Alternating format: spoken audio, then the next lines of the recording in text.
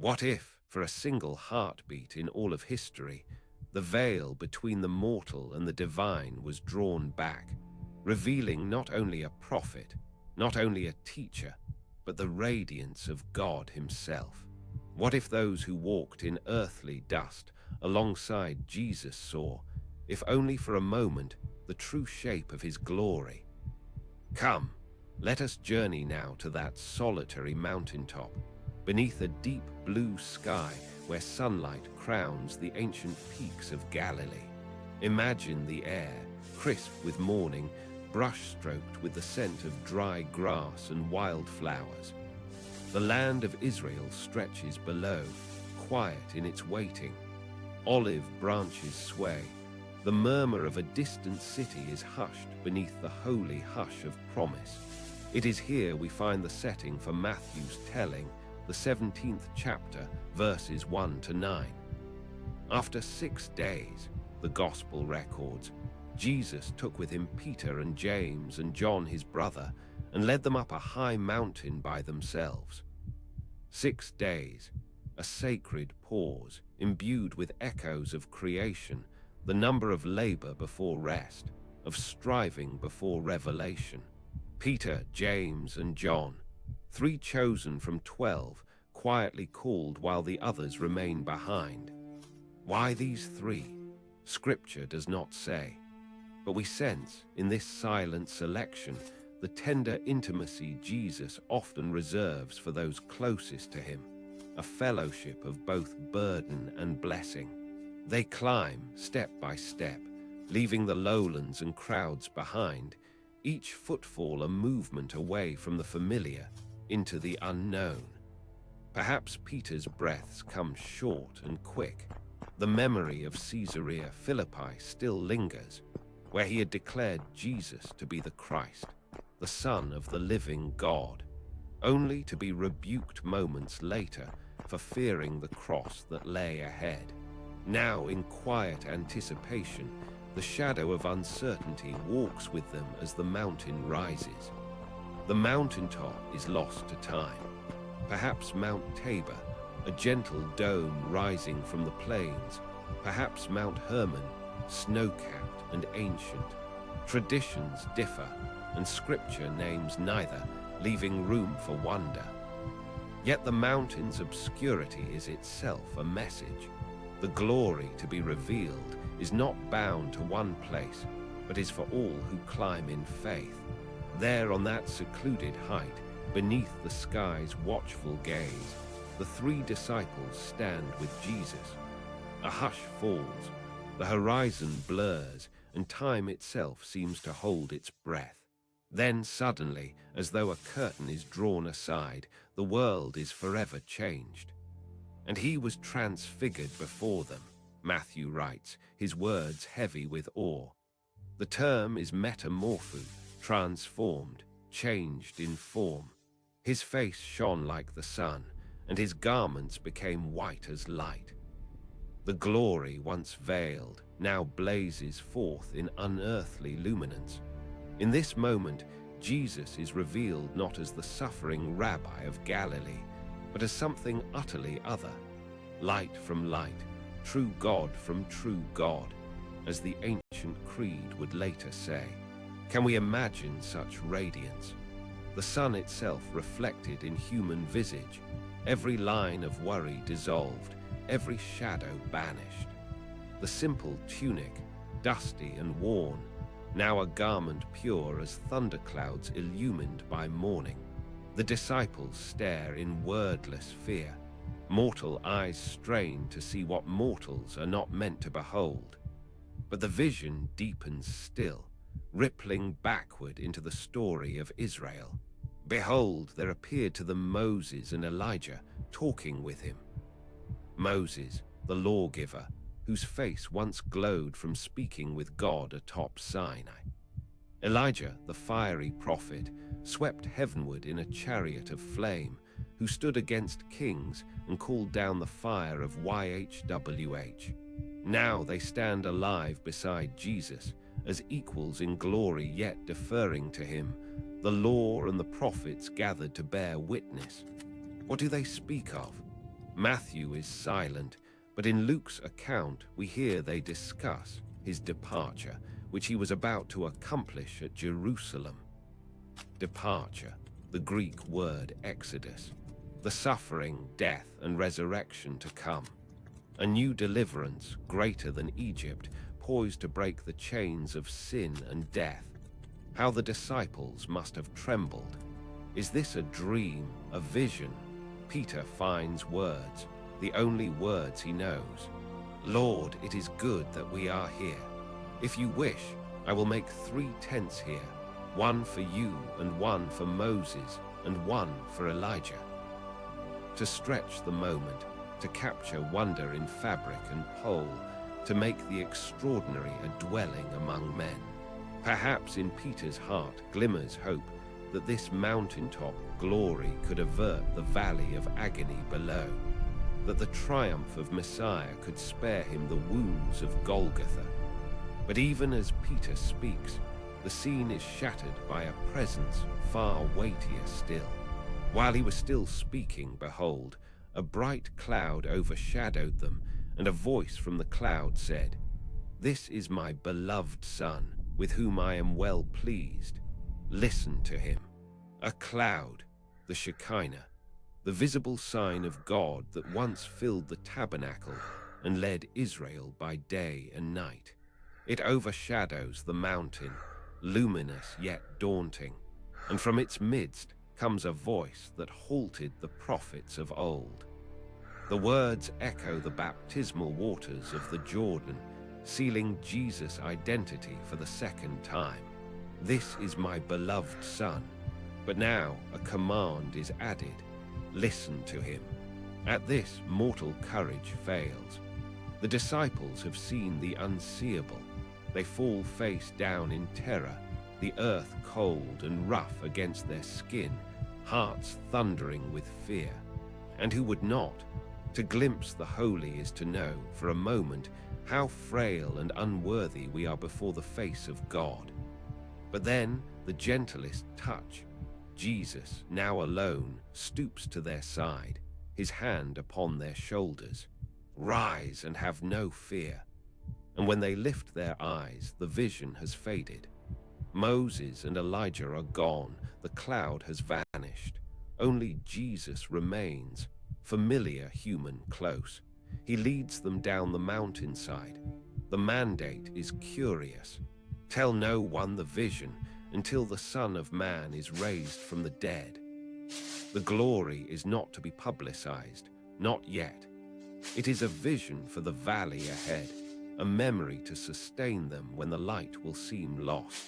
It awaits its fulfillment in the resurrection. So ends the written record, yet the mystery lingers. What then does this vision reveal? How does it answer the restless longing? Who is this Jesus, and how does his glory speak to us in doubt and darkness? Consider first the timing. After 6 days, words that follow hard upon Jesus' prophecy of suffering and death. The disciples reel from the shock. Messiah not as conqueror, but as one rejected, killed, and raised. Amidst such grief, the mountain is God's reply. Glory precedes and promises victory on the far side of the cross. The Transfiguration is both confirmation and comfort. Christ's divinity shines most brightly against the foreboding shadow of the Passion. The presence of Moses and Elijah is not incidental. They anchor Jesus' mission in the entire arc of salvation history. Moses represents the Torah, the bedrock of Jewish identity, the revelation of God's will and holiness. Elijah embodies the prophets, burning for righteousness, ever pointing toward a future fulfillment. In standing with Jesus, they do not overshadow, but instead hand the testimony of Scripture to him. The law and the prophets, long awaited and fiercely revered, now bow in deference to the Son. The command from the cloud carries eternal weight. Listen to him. Not only read Moses, not only heed Elijah. There is one who surpasses both, the very Word made flesh. Here the voice of God affirms what Peter once confessed. Jesus is not merely another link in the prophet's chain, but the living fulfillment, the divine center toward which all history and hope converge. Yet, for all its radiance, the mountaintop is fleeting. The experience is real but brief, a light to be remembered, not lived within. The disciples will soon descend into chaos, contradiction, and fear. Yet this glimpse of glory is given precisely for those valleys. The memory of the transfigured Christ becomes their secret strength, not to spare them from suffering, but to anchor their faith when all seems lost. What does it mean for us, who live so far from that mountain, whose own eyes have never beheld such uncreated light? The Transfiguration stands as both witness and summons, a revelation of Jesus' identity and a touchstone for our own pilgrimage. When crises assault us, when faith is pressed and doubt arises, it is easy to imagine that darkness holds the final word. Perhaps Peter, too, in the days that followed, wondered if he had imagined the vision. The Transfiguration reminds us, beneath the rough garment of our suffering, beyond the confusion of our questions, there is a deeper reality in which Jesus shines forth as the beloved of God. The one who holds the law, surpasses the prophets, and commands our listening trust. Some have marveled at the mysterious 6 days that precede the event. Do they echo the 6 days of creation, suggesting that here atop the mountain a new creation is begun, a humanity renewed in the image of the divine Son? Or do they simply mark a sacred period of waiting, as ancient Israel once stood 6 days at the foot of Sinai before God's glory descended? Scripture does not answer. But in this space of holy waiting, there is a lesson. The vision of God often comes after patient endurance, when our own striving is stilled. Others have speculated about the mountaintop itself. Was it Mount Hermon, towering and remote, or Mount Tabor, low and accessible? Tradition leans both ways. Some early Christians favored Tabor, which stands near Nazareth and Galilee. Others argued for Hermon's greater height and majestic isolation.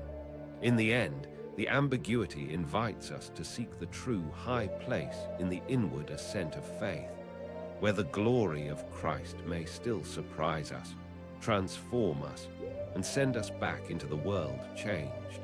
The presence of Moses and Elijah lends itself to gentle wondering. Why these two alone? Is it as witnesses to the resurrection? Moses, who died and whose grave was known only to God, and Elijah, who never tasted death at all. Some have seen in this pairing a foreshadowing of Christ's triumph over both death and mortality's sting. Yet Scripture remains silent. Their appearance is enough, a testimony that, in Jesus, the story of God's people finds its fulfillment. And what of Peter's desire to build 3 tents, tabernacles, skinas, reminiscent of the Feast of Booths? Was it an impulse to prolong the glory, to dwell in God's revealed presence as Israel once did in the wilderness? Or was it a gesture of reverence, seeking to honor each figure equally? Perhaps it is a human attempt to seize the eternal, to make holy things safe and containable. Yet the voice from the cloud gently corrects. It is not for man to house the glory, but to listen, to follow, to remember. If we linger here, tracing the boundaries of the divine light, we may feel our own hearts moved by awe and a longing for certainty. The Transfiguration does not explain all mysteries. It does not erase uncertainty or suffering. but it reassures us that the Jesus we follow into the shadows is, in all his weakness, the radiance of God. The voice on the mountain did not promise the absence of trial, it commanded trust. Listen to him, not only on the mountaintop, but when we walk the valley of unknowing, the road to the cross, the ordinary days and nights where faith is hard. In later years, Peter would remember. In his second letter he wrote, "We were eyewitnesses of his majesty. For when he received honor and glory from God the Father, and the voice was borne to him by the majestic glory, 'This is my beloved Son, with whom I am well pleased,' we ourselves heard this very voice borne from heaven, for we were with him on the holy mountain." The memory did not fade. It became an anchor when the world turned dark. So too for us. In a world clouded with confusion and loss, when the grandeur of God seems distant or hidden, this glimpse remains. A risen Lord who stands with us on every mountain and every plain, in the hidden valleys and dim-lit rooms of ordinary ache. The Transfiguration whispers still. The darkness is real, but it is not final. The suffering is real, but glory is coming.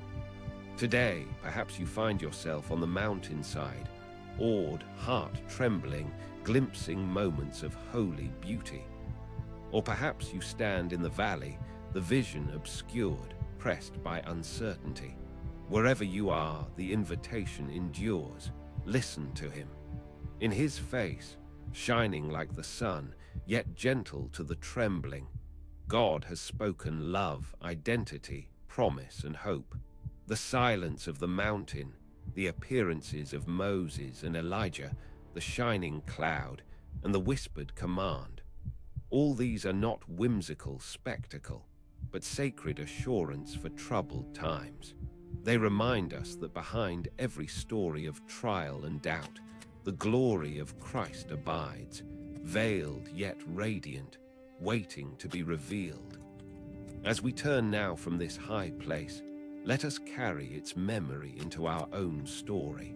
The light is not meant to be trapped in tents, but to guide us downward into the world's need, fortified by hope.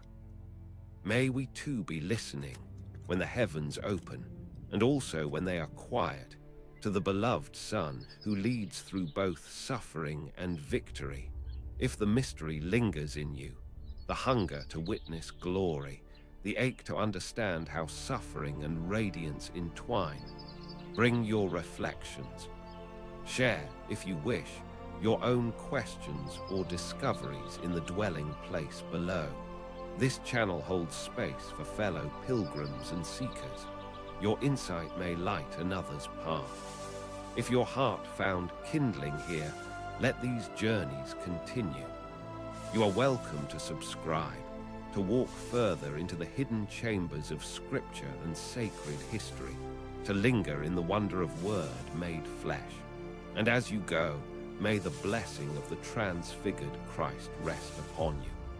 In times of clarity and of obscurity, may his gentle hand lift you, and his radiance sustain your faith, until the morning breaks and the shadows flee away.